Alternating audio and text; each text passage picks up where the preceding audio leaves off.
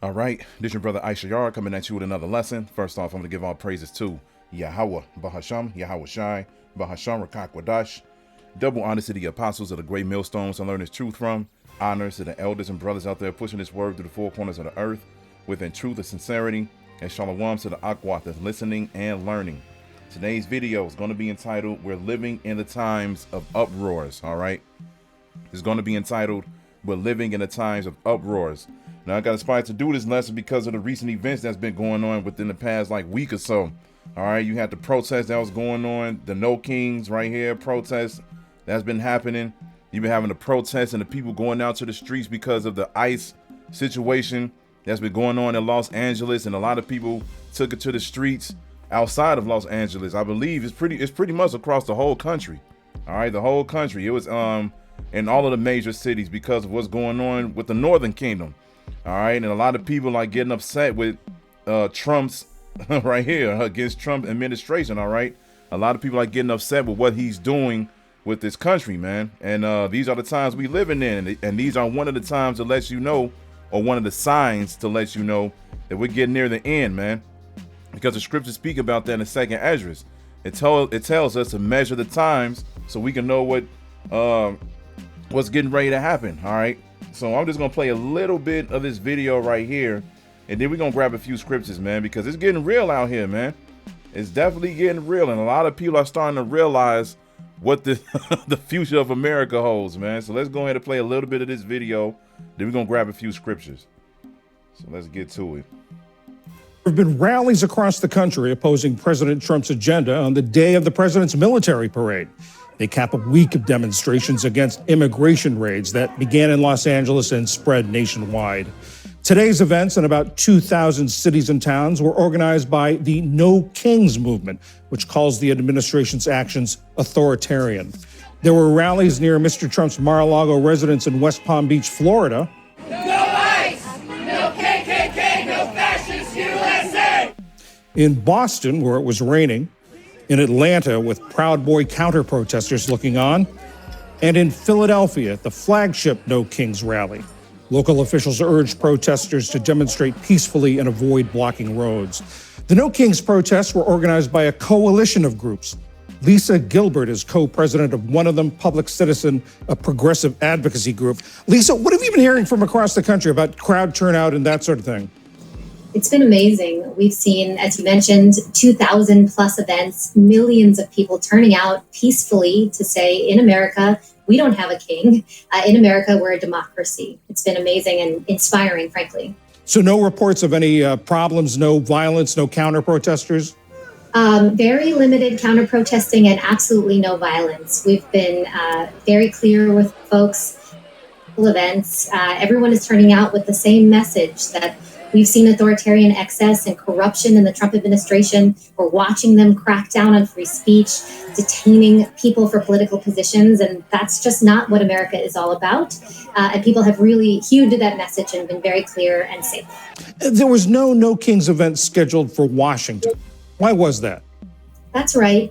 Well, as you know, in Washington, the president is simultaneously holding his bombastic birthday military parade. We wanted to make clear that we're not protesting the military. We are instead protesting the administration's authoritarian actions. We didn't want to stand in front of the military parade, but instead have a split screen showing what the president is wasting taxpayer dollars on here in Washington and what everyone everywhere else in the country is calling for. An America they can believe in, a democracy they trust. In the pictures we've seen from the rallies across the country, we hear a variety of chants, we see a variety of signs. Is there one specific message or objective today?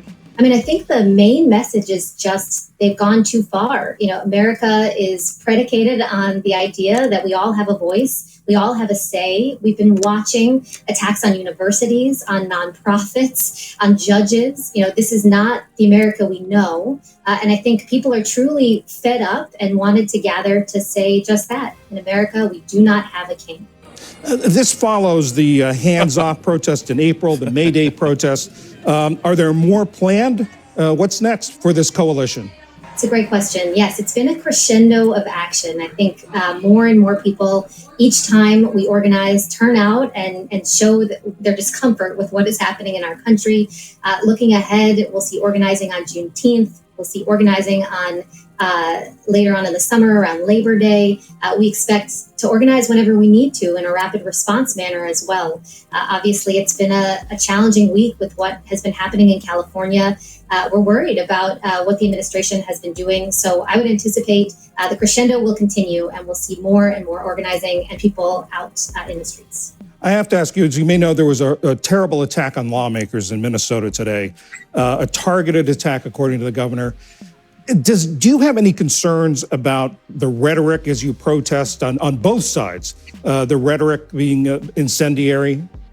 Well, first, what happened in Minnesota was a huge tragedy. All of the No Kings protests in that state were canceled out of respect for what occurred.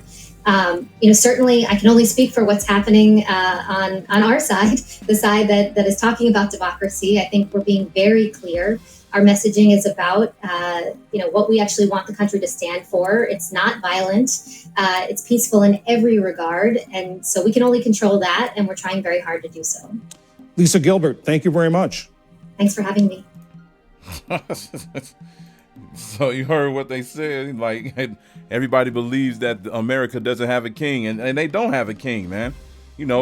Technically, that's what a president is. A president is supposed to be, the king of this country, but Trump ain't no king, man. Trump is a puppet. He ain't nothing but a puppet for the elites. And this is why the scriptures say don't be ignorant of Satan's devices, because we already know Esau is setting this up, man. There was already videos that came out where they were setting up bricks in certain areas again already, the same way that they did back in 2020 when protests were going on, man, because they trying to get people to get wild up, man. They trying to get people to go crazy out there in them streets. So we already know what's going on behind the scenes, man. They over here talking about that they protesting peacefully and all of that, but we already know Trump is going to continue to take those orders from the elites, and he's going to continue to get this place crumbled, man. It's going to get worse and worse and worse, and sooner or later Esau's going to press the button. All right, we very, very close. But like the video says right here, it says millions turned out nationwide for No Kings protests against Trump administration. All right, because they believe that they have no king, and they don't have no king, man. They don't have one. We're going to get Sirach real quick. Because this is what's going on right now, man. This is what's going on right now. We're going to get Sirach chapter 10. We're going to go to verse 3. It says, an unwise king destroyeth his people, but through the prudence of them which are in authority, the city shall be inhabited. All right. Trump is an unwise king. All right.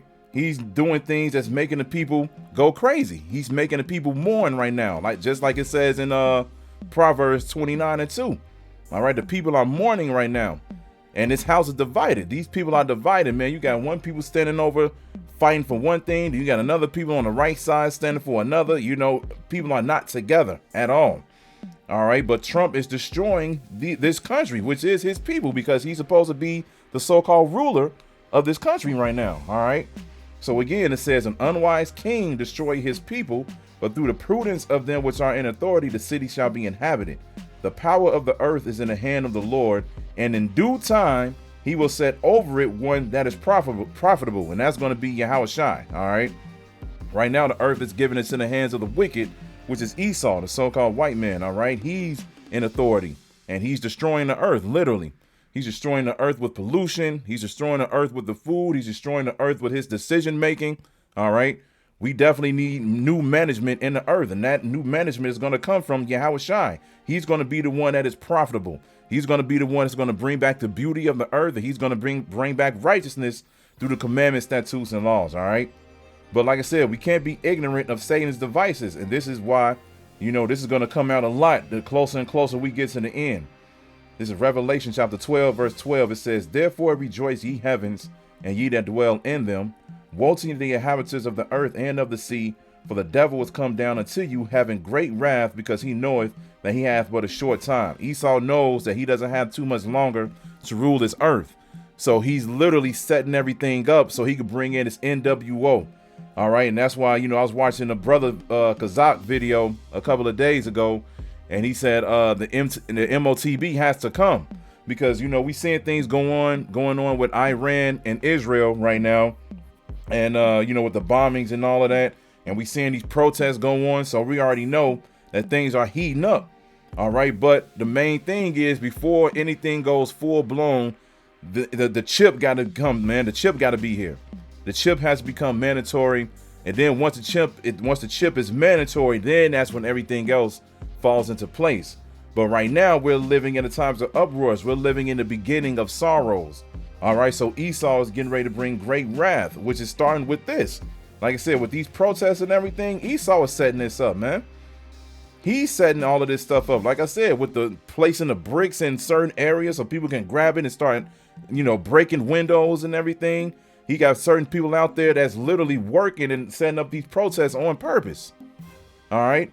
He's doing this so then he can get everybody else to look at what's going on and get them involved in the situation. So then that way, all of the chaos could just come into play all at once, man. Because that's what it is. They're gonna try to get order out of chaos. That's what's gonna happen, man. So he's getting ready to bring that great wrath, because he know that the Lord is coming back.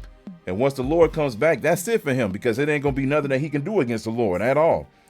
It don't matter how many drones or fighter jets or what type of technology, power, you know, weapons he has, he cannot match the power of Yahweh Ba'Shem Yahweh Shai at all. All right.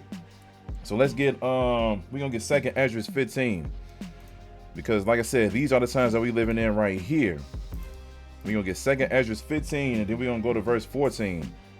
It says, "Woe to the world and them that dwell therein, for the sword and their destruction draweth nigh, and one people shall stand up and fight against another, and swords in their hands. For there shall be sedition among men, and invading one another. They shall not regard their kings nor princes, and the course of their actions shall stand in their power." That's what's going on right now. A lot of people are not caring about what Trump has to say, what the government has to say, what Republicans, Democrats, you know, senates, mayors. They don't care about what any of them have to say, because they're realizing that they're nothing but trash, man. All they doing is just spreading lies. They over here, you know, telling people that everything is going to be all right. They're going to fix this country. They're going to make America great again. But they're not seeing it, man. It's going on years and years and years and years, and it keeps getting worse and worse.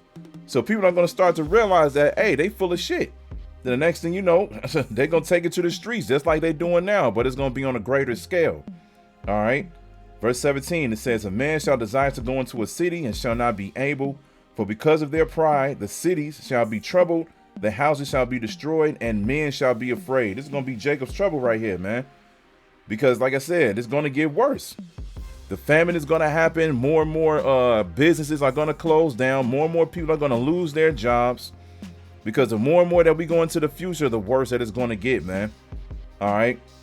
Everything that Trump is doing, it's not making this place better, man. It's making this place worse, which is a good thing for us, because we're ready to get up out of here and go home. All right.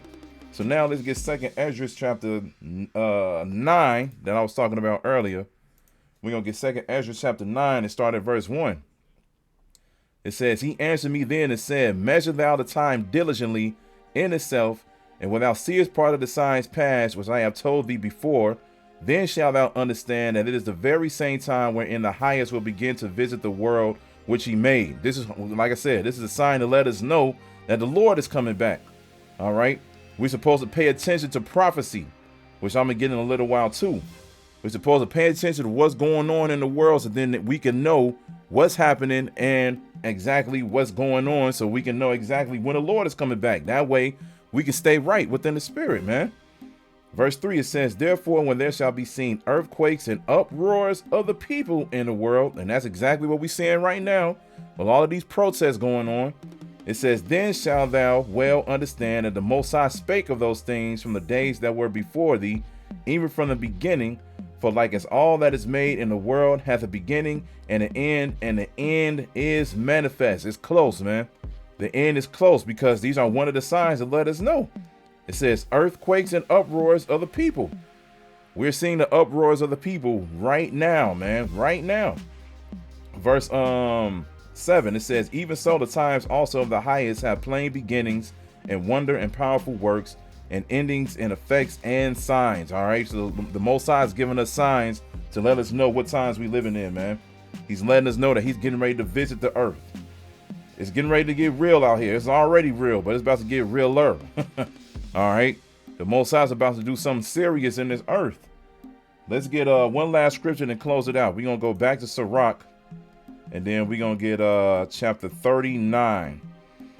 Because as we're seeing all of these things happen, we are, like I said, we got to pay attention to what's coming up next. And then what's coming up next is the MOTB, man. Once this place collapses, the MOTB is going to become mandatory, and that's when it's going to get real, man.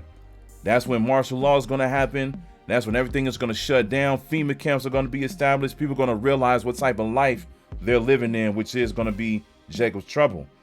This is Sirach chapter 39, verse 1. It says, "But he that giveth his mind to the law of the Most High, and is occupied in the meditation thereof, will seek out the wisdom of all the ancient, and be occupied in prophecies." This is what you're supposed to be doing right now. You're supposed to be paying attention to the prophecies that's going on at this very moment. All right, you're supposed to be meditating in it. You're supposed to be thinking about this every single day and reporting what's going on to the people, which is the elect, which consists of you Negroes, Latinos, and Native Americans. We supposed to be going out there and warning them, man, that this is what's getting ready to go down.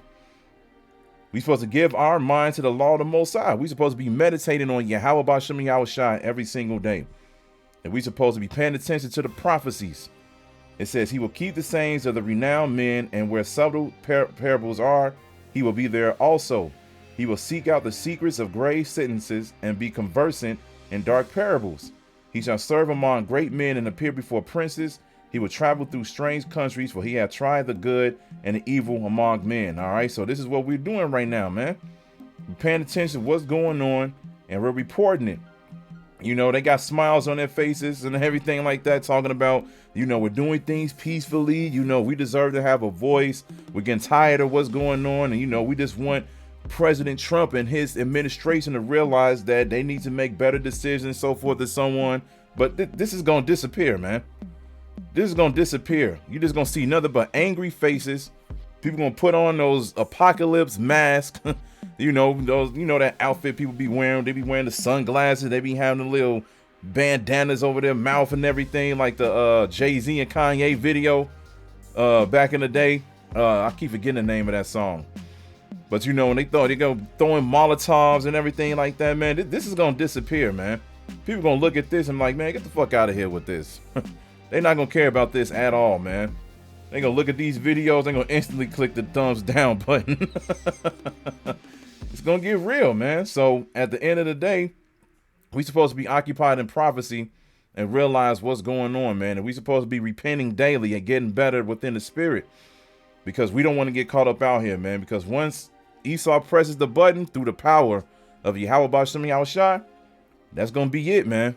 That's going to be it. So keep praying to the Most High and pray for salvation, man. So I hope this is edifying. So with that, I'm going to say, call Halayim, Yahweh, Bahasham, Yahushai, Bahasham, Rachaa Kodash. Double honors to the apostles of the great millstones I learned this truth from. Honors to the elders and brothers out there pushing this word through the four corners of the earth within truth and sincerity. And shalom to the Akwat that's listening and learning. And Yahweh Ratazad, I'll be back with another lesson. Keep pushing, Yasharala. Keep pushing. We almost out of here. Shalom.